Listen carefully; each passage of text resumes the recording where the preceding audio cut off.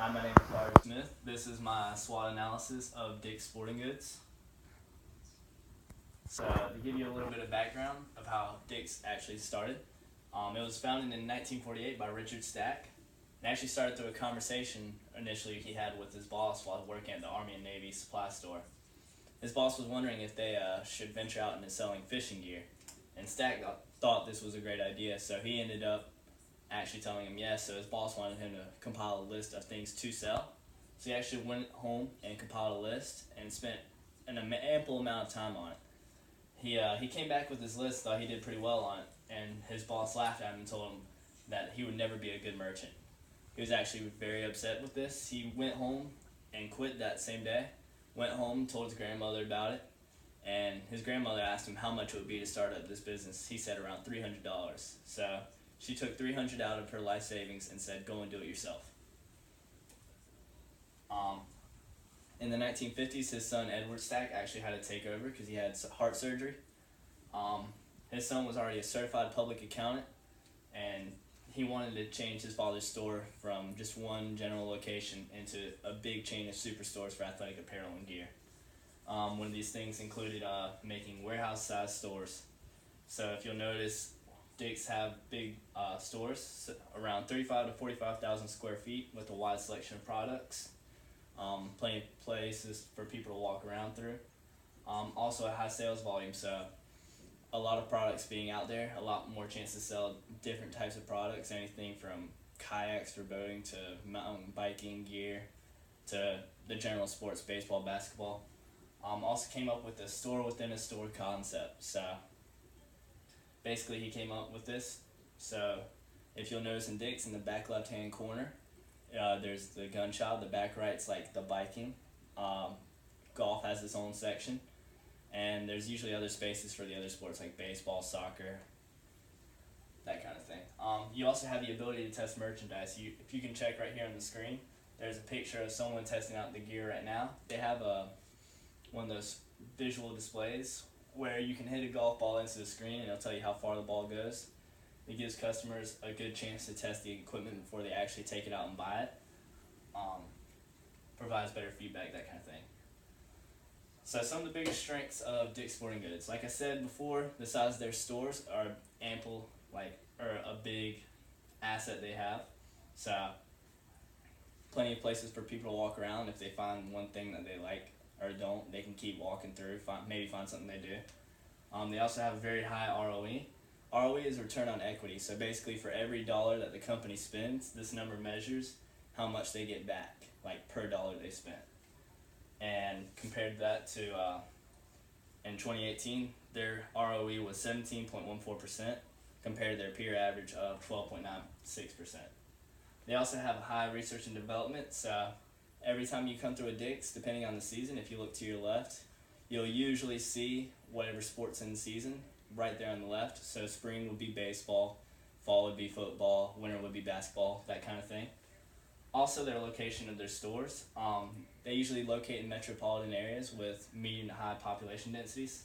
This allows more chance for higher volumes of people to walk through the stores, be able to sell their product. Another one of their biggest strengths is actually the marketing strategy, like I said before.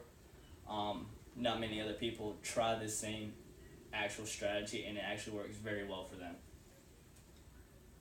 Weaknesses. Their number of locations is actually a big weakness for them. Compared to Dick's actually has 610 stores in around 47 states, while Hibbett's actually has 1,082 stores. They've also been facing recent scrutiny with their gun selling policy. So with the recent Parkland shooting, people have been very upset with some people have been very upset with how Dick's has approached this. They've actually raised their gun selling age from 18 to 21, and this has actually made people upset. The company actually reported a 7.3% fall in their shares over the year. Another problem they have is with online retailing. If you look on Consumer Affairs this year, they actually have a 1-star rating through 59 reviews. Out of those 59 reviews, 54 actually list them as 1 star. These things range from people never getting their products from the online store, or they're having to fix their new gear that they just got, and people are visually upset with this. This leads right into the opportunities. They can take a redesign to the online store, maybe picking like a better distributor other than UPS, which seems to be their main problem. Maybe trying something like FedEx. They could also have a new marketing strategy. They're actually implementing this right now. They have this thing called where they use three types of vendor relationships. One being like strategic partnership. So the brands that they offer, they could offer exclusive products not available anywhere else but in their stores. And they have the brands actually have more like freedom in the space that they are given to draw consumers in. Also, they have private label brands, which is they have their own brands. Like Christina Aguilera actually has the third leading woman selling merchandising brand, and Dick's actually bought the exclusive rights to that. Also, they have specialty stores like their Field and Stream, which is an outdoor apparel store. They're investing more time into that, and this exclusivity is something that hasn't been seen in the athletic apparel like landscape, I should say. Also, they can go into product expansion. They also do a very good job on this already because they have a wide selection of products for any sport, but there's always room for improvement. So they can move into something more like lacrosse. Investing abroad. Also, in all my research, I found that all of their locations are within the U.S., excluding the 3 states, and they could have a big investment opportunity going to somewhere like the UK, Japan, somewhere else. Threats, lower cost competitors. Around my area, I actually have a place called Dunham's that actually offers on the regular lower prices than Dick's does. I will say to Dick's defense, they do have the price match guarantee, which helps protect from this. They also have product maturity like in baseball. In past years, it used to be Nike was the biggest seller in baseball equipment. It's recently changing to things such as New Balance and Adidas. So they need to make sure they keep up with the trends and what's popular in today's time. Also, external changes like government policy changes, public outlash of things like they've done with the Parkland shooting, and also with their public image.